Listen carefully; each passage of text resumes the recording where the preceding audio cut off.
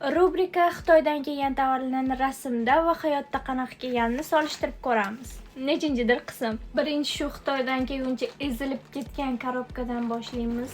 Ko'rib turganinglardek Adidas odatda bular yana ustidan boshqa korobka bilan keladi. Bunaqa ezilib kelmas edi. Lekin shunga qaramay ichidagi krossovkaga hech narsa bo'lmagan. Tadam!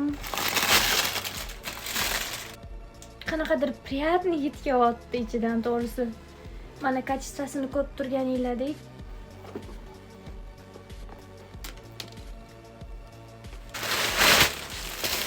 Bu mini sumka.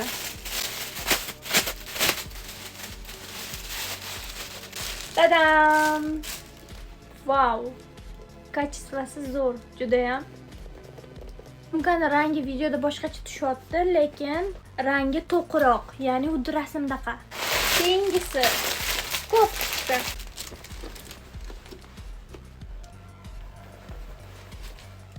Materiali havo o'tkazadigan, yenglari mana shunaqa. Keyingisi bu shunaqa oddiy ko'rinadi, lekin yengida shunaqa aksentlari bor. Pijagni kачествоsi hech qanaqa minus ko'rmadim, kачествоsi zo'r. Keyingisi dvoyka bo'lishi kerak bu. Aynan bahorga mos dvoyka. Mana shunaqa dvoyka, kulrang-rangda. Materiali boshqa sportivkalarga o'xshab qalin emas, shuning aynan hozirgi paytda va shu ishtonni aynan yozda ham kiysa bo'ladi.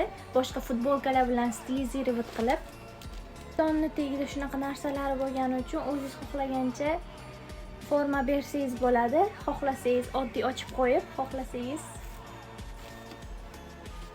men hozir rubashkani ustidan kiyganim uchun unchalik chiroyli turmadi, lekin ichidan maykalar bilan kiysa zo'r turadi. Bittasi bu yubka balonka. Wow!